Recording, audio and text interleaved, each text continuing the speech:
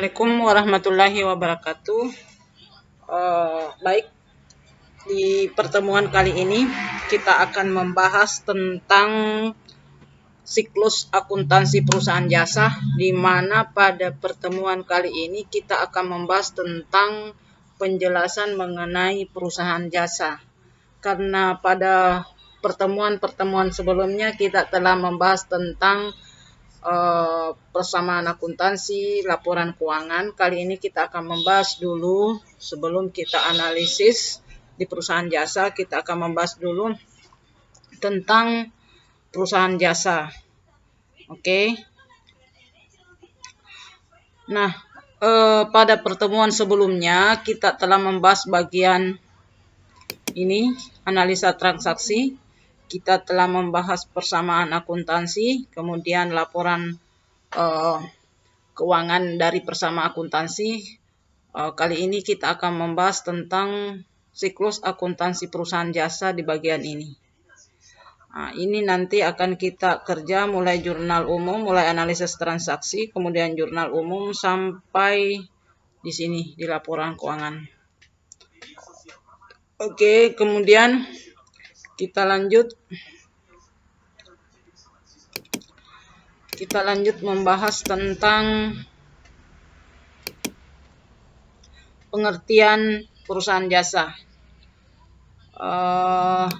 Yang dikatakan perusahaan jasa itu perusahaan yang kegiatan utamanya memberikan pelayanan atau menjual jasa dengan tujuan mencari laba.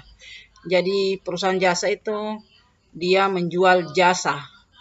Jadi kita tidak bisa lihat bentuknya, tapi kita kalau menjual jasa itu tidak bisa dilihat bentuknya, tapi bisa dirasakan atau bisa dinikmati dari jasa tersebut yang kita beli. Oke, itu yang dikatakan perusahaan jasa adalah perusahaan yang kegiatan utamanya memberikan pelayanan atau menjual jasa dengan tujuan mencari laba.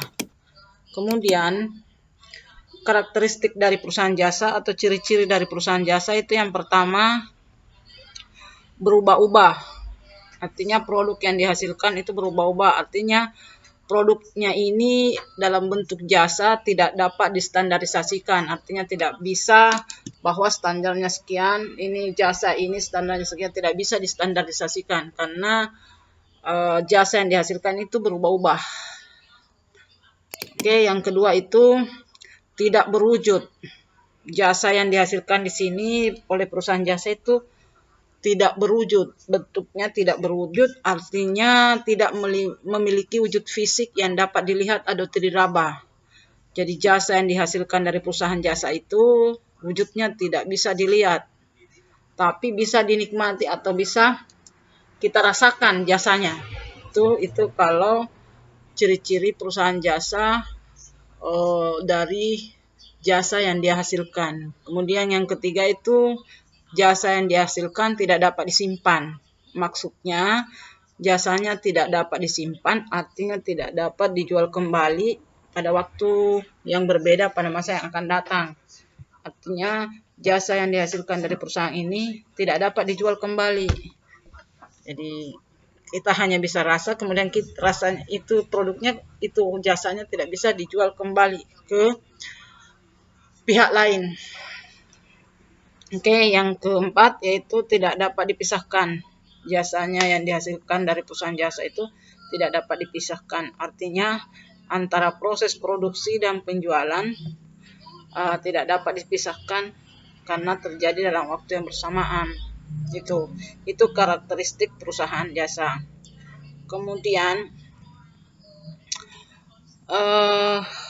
dalam kegiatan akuntansi, tahap-tahap yang akan kita lakukan selama semester ini, tahapnya itu terbagi 3. Jadi kita akan dalam tahapan akuntansi yang akan kita lakukan di semester ini, itu khusus untuk perusahaan jasa itu kita bagi ke dalam 3 kelompok besar.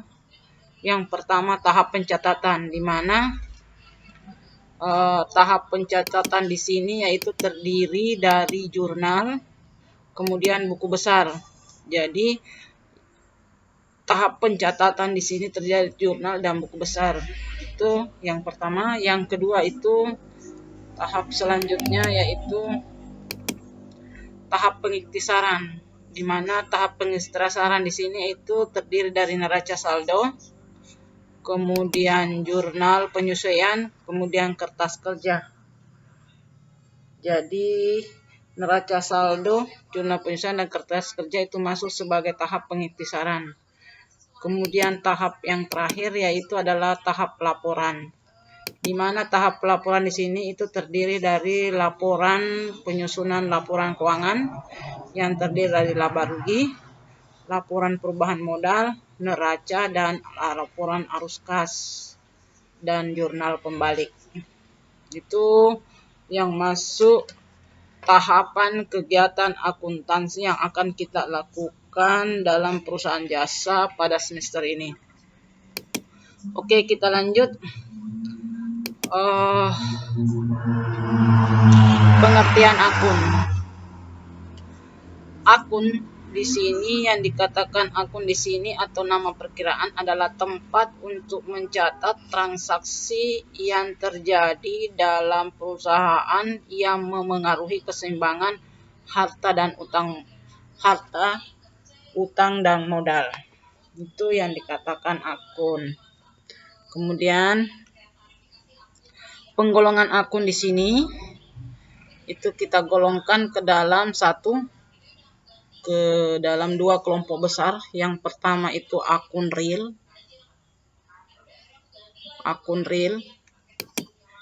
Penggolongan akun pertama itu akun real, di mana yang termasuk dalam akun real yaitu harta, utang, dan modal.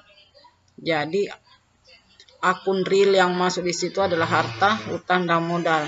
Kemudian yang kedua yaitu akun nominal, di mana akun nominal di sini yang masuk adalah akun yang terdapat di dalam laba rugi. Akun-akun yang terdapat di dalam laba rugi yaitu akun pendapatan dan beban. Jadi akun yang terdapat di laporan laba rugi itu adalah akun pendapatan dengan beban.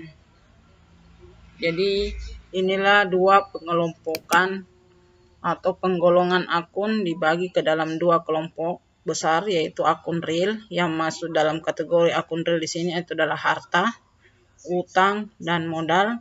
Kemudian yang kedua itu akun nominal, yang masuk kategori akun nominal itu adalah pendapatan dan beban. Oke, kita lanjut.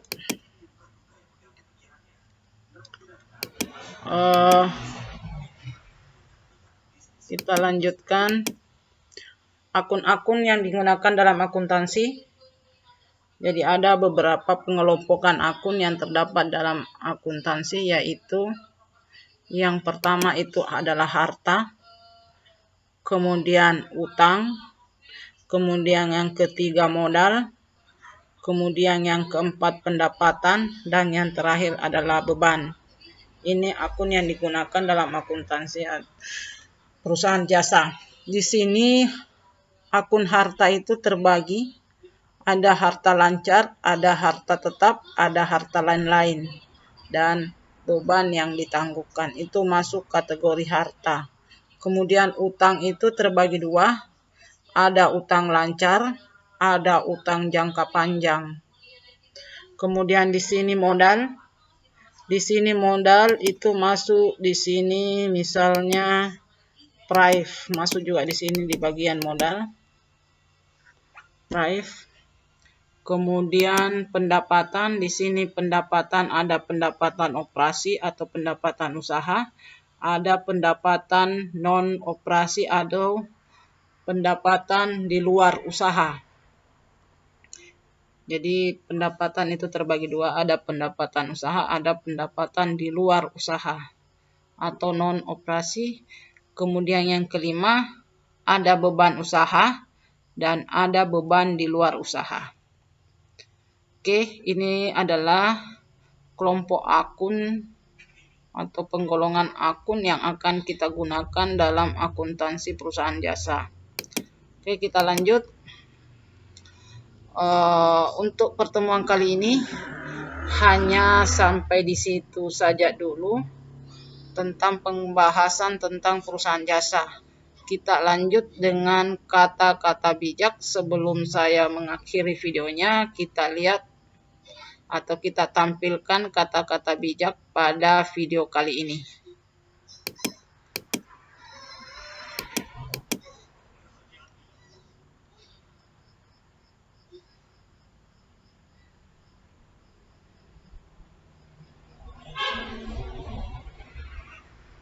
Oke, assalamualaikum warahmatullahi wabarakatuh.